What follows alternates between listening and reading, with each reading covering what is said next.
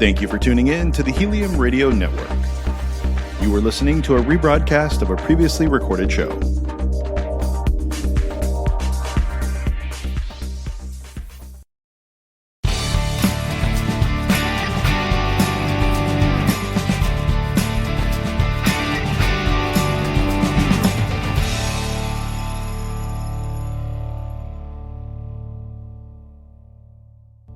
Hey everyone, welcome to Sessions with Sarah. Today I am with fashion blogger, beauty expert, and everything else, Austen Tosone. How are you doing today? I'm great, Sarah. Thank you so much for having me on. I'm really excited to chat. Oh, I am too, because I'm obsessed with fashion. Usually we talk about, anxiety and different medical things on the show, but I like to switch it up because sometimes we just need to have a little fun because we had a rough start to 2021 already. It's certainly been a crazy week, yeah, but there's nothing wrong with distracting ourselves with other things that make us happy. Yeah, so tell us about the blog, Keep Calm in Chiffon. That is so cute. Love the name. Thank you. Oh my gosh. I came up with it actually back in 2012 because, at the beginning of the 2010 decade, I guess, I saw people like, Brian Boy, Susie Bubble, Jane Aldridge, Rumi Neely kind of starting these blogs online. And I would go, type in their URL and check every morning, wondering if they had a new post up. And I thought it would be fun to kind of try doing that myself. I knew I was interested in, I grew up doing a lot of theater. I knew I was interested in storytelling. I knew I liked fashion, but I wasn't really sure if I was qualified to talk much about it or be an expert in any way. And I thought one way to kind of get there would be to try starting a blog. And I think I, in the back of my head, had the ultimate dream of being a magazine editor, which did happen for me a little later on. But just to even have my own domain where like I could send someone a link and they could go and see something that I had written and like added photos to online was truly just exciting. And that's really where it all began. Yeah. I mean, you've written for Huffington Post, Refinery 29, Teen Vogue, all those things. So it's incredible that you do that. I would love for them to pick up an article here or there for me. I might have to talk to you about that. Yeah, definitely. How would you get somebody to, like, what advice would you give somebody who does freelancing to get in on a magazine like those? Oh man, I feel like I could talk about that all day. So just like to back up and talk about how I started freelancing for some of those places, I guess I'll tell you that, when I graduated college, I had interned at a bunch of magazines and ultimately got hired at Nylon where I had interned. And to me, that was just the ultimate cool girl magazine. Like they had articles about like groups of girl skateboarders and like witches and like, it was not your typical women's fashion magazine. And I always loved that about it. And I worked there, for a year and a half. It was a total dream job. Got to edit like the fashion news section of the print magazine, got to kind of start a column online with one of the other fashion editors there, and really just learned a lot about the process of putting together a story from start to finish. So like coming up with the idea, brainstorming photographer, location, and all of that. And the dream job ended very abruptly. So I got laid off from Nylon when the print magazine folded. And then I went to Interview, which is kind of, I think of Interview as like Nylon's cool older cousin almost, because there is a lot of art focus, but there is a lot of celebrity focus with Interview as well. And so that was a crash course in like how to deal with celebrities at a magazine as well. That's and cool. Like work with, their agents and kind of figure out scheduling and stuff like that. So that was a really fun job as well, being an editor there. And then Interview actually folded 8 months later. And so that kind of put me in this position, in I think the spring of 2018, where I said, okay, like I've worked at 2 magazines. I'm a little hesitant to go back into a print magazine. Right. I still have my blog, which I had been publishing to weekly up until that point on the side. And I've always wondered about freelancing. Right. So luckily, that was, being an editor gave me a lot of time to get to network and talk to so many other editors and things like that. So by the time I decided to try freelancing, I think, you can have success with cold pitches as a freelancer, but I think those relationships were really beneficial to me when I did start to reach out to places I was interested in writing for. Right. And, once you get one article published, if you can say, I've written for Nylon, so check out my other writing, I think that does help, build your legitimacy in that world. But yeah, then it definitely led to some really cool publications that you named that I had always like loved and read from afar, and to be able to actually see my byline in those publications was really exciting. Oh my God, I'm sure it was. And I think that's great. Like, I think about like, if I could go back in time and intern in one of those places instead of doing pharmacy, I would be at a different point. And I think that's really important to do things like that, you know, get those internships to lead you to where you want to be, especially if you want to do entertainment and all that. And I want to touch upon, like, it was funny hearing you say, I have had a show called One-on-One with Dr. Sarah, and it's on Dirty Water Media. It's on hiatus, obviously, because we're not traveling. So I did all the country musics, all their interviews with their artists. So it's interesting to learn the back channels of working with the publicity and getting them and how it all works. It's pretty cool. Once you have the ropes, you know, you can go forward. Yeah, definitely. And to your point, knowing just how to do a great interview, I mean, it comes in handy with podcasting, it comes in handy with job interviews and things like that. I really think there's so much research that goes into it, and people think, you know, someone just shows up and starts asking questions, and the preparation is really key, which is fun too. Yeah, there is. Speaking of that, you teach people. I also do Instagramming, so I think this is great that you teach people how to pitch to different brands, because I think for me, I kind of just did it on my own, just from my knowledge of doing things. But I love the way I was reading your blog on that, and I love the way, you know, you tell people how exactly to do it. One thing I didn't know that was in your blog that was cool was don't send the media kit, which I sometimes do. And I'm like, oh, okay, this is really interesting. I haven't done that in a while, but I did recently, you know, in the beginning. So yeah, how you go about doing that if people want to learn to work with different brands? Sure. So, well, first on the media kit front, I have a media kit and I love that, but I definitely discourage sending it on the initial email, just because I think it's a reason for a brand to want to know more. So you can mention that you have one, and then in order to actually get it, they have to reply to you and ask for it. So that's kind of part of the tactic. And then the other thing is attachments are just tricky depending on the email server. And so sometimes an attachment might pop your email into their spam folder without even meaning to. That's really, So, you know, you can provide a lot in an initial email, I think, to kind of garner someone's attention, but that's mainly why I've decided for the most part to kind of wait to send the media kit. But yeah, as far as pitching and working with brands, I mean, I am, you know, a micro influencer. Even though I've been doing this for a long time, I have, you know, about 11,000 Instagram followers. I've got some YouTube subscribers. I've got a community on TikTok of like 14,000. And so that's very good. I cannot figure out TikTok to save my life. I've experimented.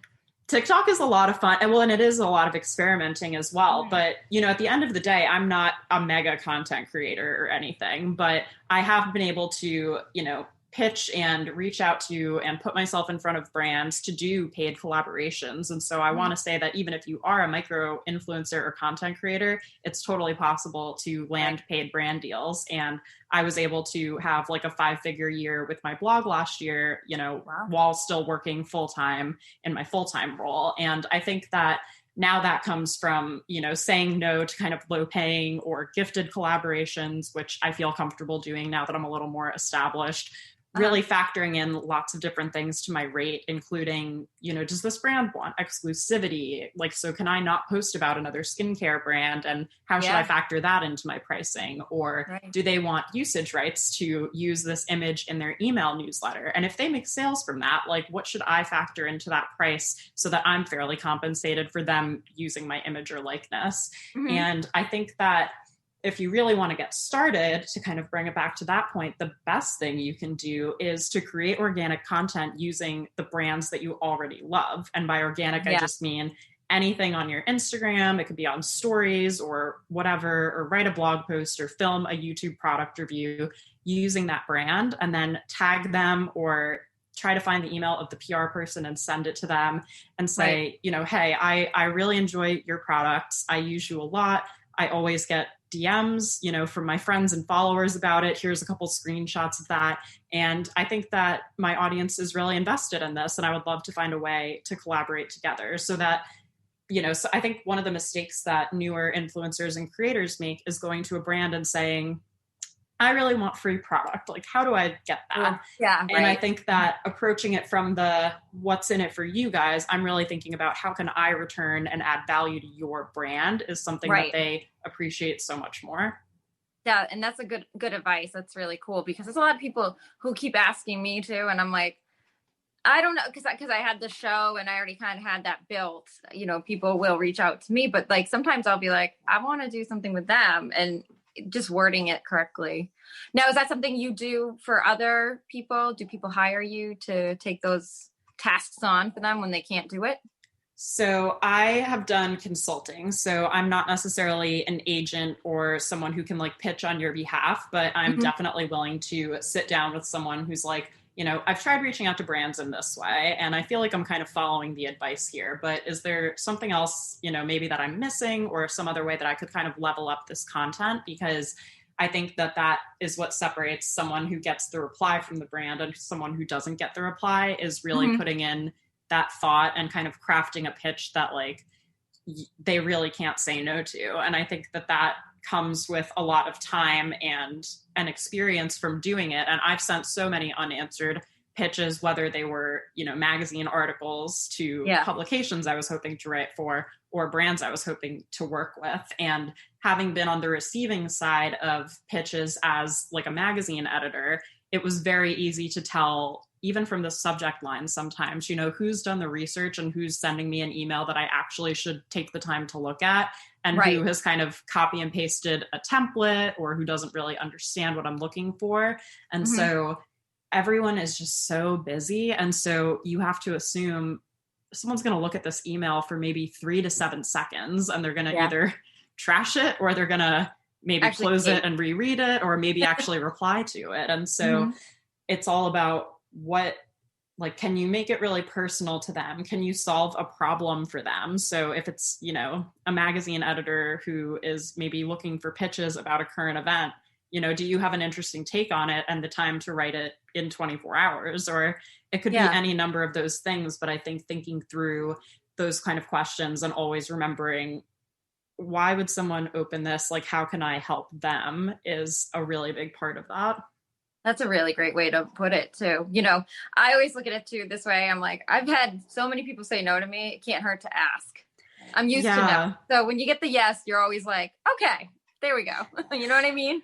And I think that as, you know, as both a writer and an influencer, it's really hard not to take those rejections personally when you're so associated with your brand. But that's why I actually always encourage people to also ask for feedback, because it could be mean feedback. It rarely is where it's like, this is a bad idea, you know, but so often it's, we don't have the budget for this right now. We haven't, you know, put in the capacity to work with influencers yet, or we just wrapped a similar campaign and like, we're not going to be able to make this work. And at least then, you know, and it's more often than not validates that your idea was good. It's just the wrong time, where I feel like otherwise, if you just let that rejection add up and you never ask why, it can kind of get to you.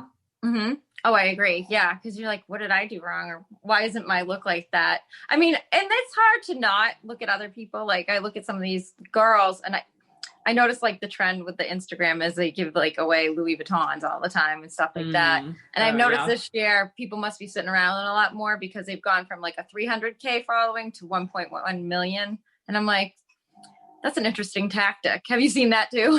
Oh, I could talk about this all day. So I think we could talk all day about every subject. I know. I mean, so I think what you're talking about is kind of like a loop giveaway, right? Where like a bunch of girls all pool money and say, here's the Louis Vuitton Neverfull, right? Like follow everyone this account is following to enter.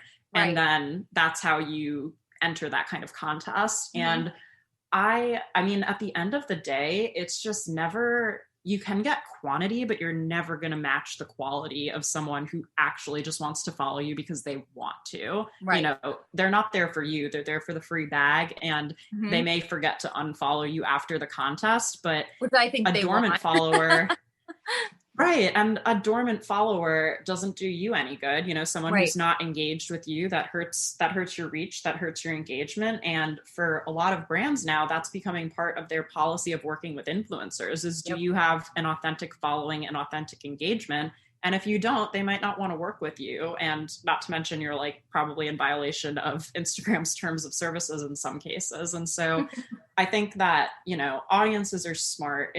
If you see a blogger participating in that and you're just kind of like, you know, I'm not that into it, you don't have to follow them. You don't have to participate. And I just find that the growth hacking can really only go so far. And like, I've been pretty like stagnant on Instagram for about 2 years now, but I love my community on there. And if I shot up to like, if I went from 11K to 20K tomorrow and none of those followers interacted with me, I'd be just annoyed because my reach would look bad.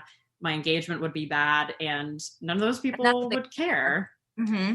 Yeah. And so that's why, you know, so many brands are kind of turning to micro and even nano influencers, like say nano is fewer than 10,000 followers to work with because their audiences are more engaged and it's still, there's that trust there. Like, you know, as you get bigger, the return and the reach is going to get smaller. And that's kind of just the nature of it. So for any brands that are interested in actually like making sales of their products, they should definitely work with nano and micro influencers because I think that they are the best at actually converting people, which is what so many campaigns are all about. Yeah. And that's what it is all about. I know. Cause I did have one campaign and I wrote back, you know, I write back and I'm like, how did that do? And they're like, yeah, I think you had one sale. And then I'm just like horrified by that. And I'm a micro too. Yeah. But you know, it's just like, it is hard, I think sometimes to get people to buy into, you know, some things. Well, and that's something, I think that's a great point and something that like either you as the influencer or the brand, or ideally both acknowledge, you know, the rule of 7 in advertising is like, sometimes it takes 7 times for someone to see something before they actually, you know, buy it, which I think is something that influencers can say to brands and say, you know, my audience will probably need to warm up to this product. So I would actually love to do kind of a multi-month partnership with you where first I share it on Instagram stories, then I do an IGTV video, and then I give an update after 2 months of like how I'm liking it. Cause that just tells such a more powerful story. And that gives me as the consumer a lot more information about, is this a product I need? Is this something that actually works? And that way, you know, you get to really know the brand and become more of an ambassador for them. And you also get to book a multi-month-long, multi-touch point partnership. And I think that kind of mindset of ambassadors versus one-off collaborations is something that I hope brands are really thinking about for 2021, because you know, in a similar position to you, I was recently, you know, testing out the waters of kind of like a sales-based influencer program where they were giving me sales goals for content. And it was like on a trial period where it could have led to a really nice retainer leading into 2021 each month, depending on sales goals.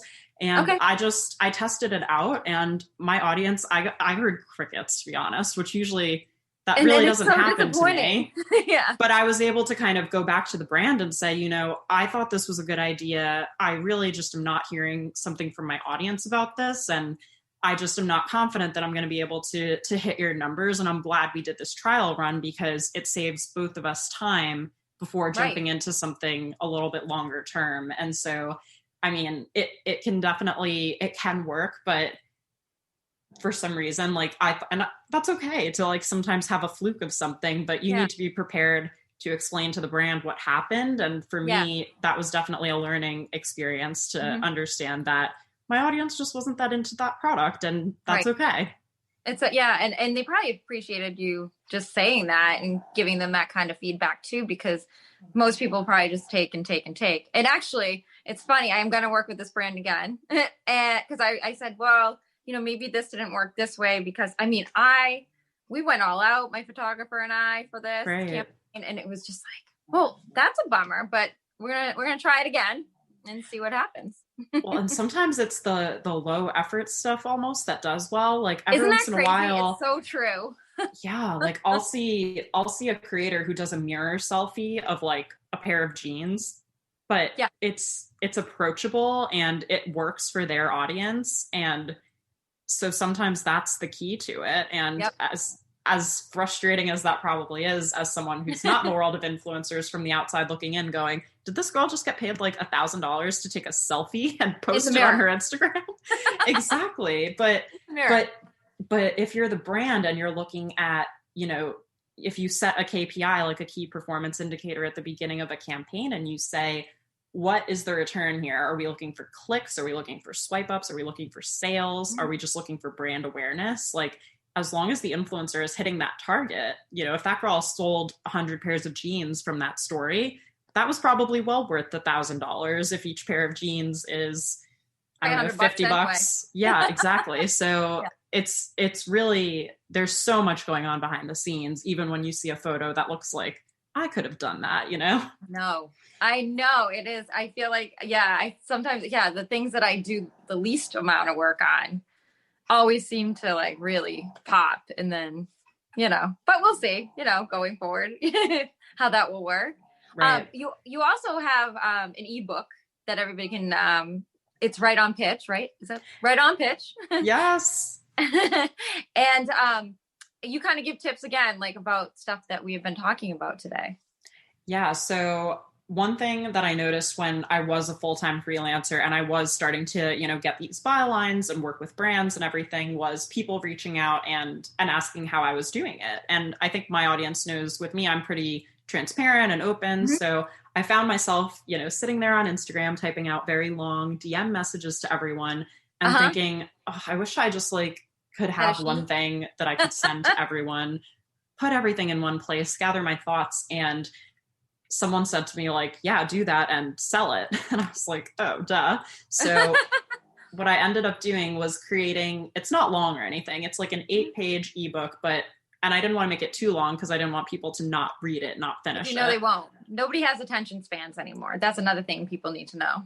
Completely. So I packaged together, an intro of what makes a great pitch, how to pitch to magazines specifically, how to pitch to brands specifically. I give you an editor approved pitch checklist, before you hit send, to really just be confident in what you're saying, as well as some negotiation tips, one way or the other, for pricing yourself. And I kind of package that all together into this ebook called Right on Pitch, and I sell it for $9. And my thinking behind that was, this is everything I would tell someone if they wanted to get a 30-minute coffee with me and pick my brain. So if they wanted to take me out to coffee, I don't know, $4.50 for a latte for you, $4.50 for a latte for me, I figured it's the same thing. And, this allows me to help one-to-many people instead of just one-to-one. And I think that allows me to reach a lot more people and empower a lot more people. And for the price of taking me out to coffee, you can kind of access those inner thoughts. So I thought that was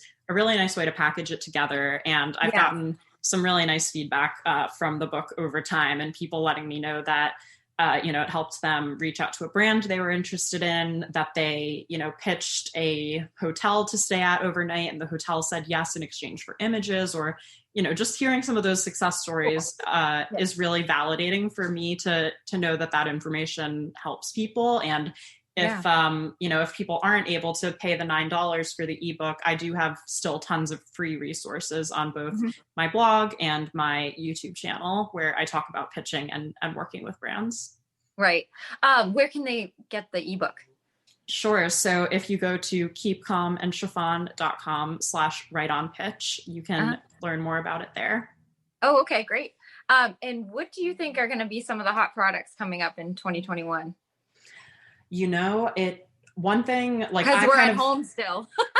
I know. So as you mentioned, my blog, it really started with fashion. And then once I started dipping my toes into the beauty world, I just I fell in love with it, and I've fully become immersed in it at this point now.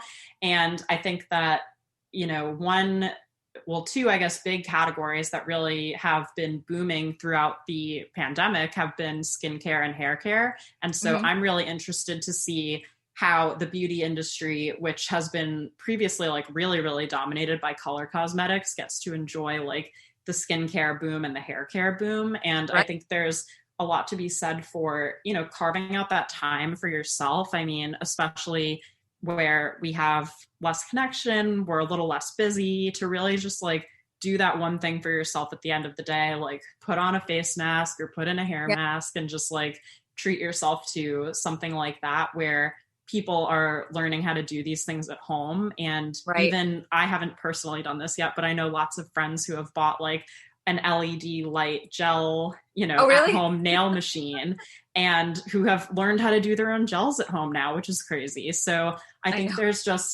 so much that could be done there, but I'm really excited especially for like new skincare launches of this year. I think people will get really creative. I think you're right, because I mean, we're not changing anything as of right now. And I don't see it really changing until maybe next fall. I think that's valid. Yeah. So I don't know. Well, thank you for doing this with us today. We've learned a lot of information. Oh, I'm so glad to hear that. It was really fun to come on. Thank you for having me. And make sure you guys to look at her blog, Keep Calm and Chiffon. And latest article was you were showing people Instagram poses and how to look really good. And I found that very, very interesting. Because thank you. Stuff. Yeah. So, I mean, you have some great content there. So I know a lot of the gals will be checking this out after listening in on the podcast today. Oh, that means so much. And if anyone has any questions about anything, you can always DM me on Instagram. My handle is just my name, Austen Tosone. And I'm also Austen Tosone everywhere else. So I look forward to connecting. It's really, really, really smart thing to do. I want to talk to you after, but guys, we're going to let you go, and we'll see you on Sessions with Sarah on Helium Radio next week. Bye, guys. Bye, everyone.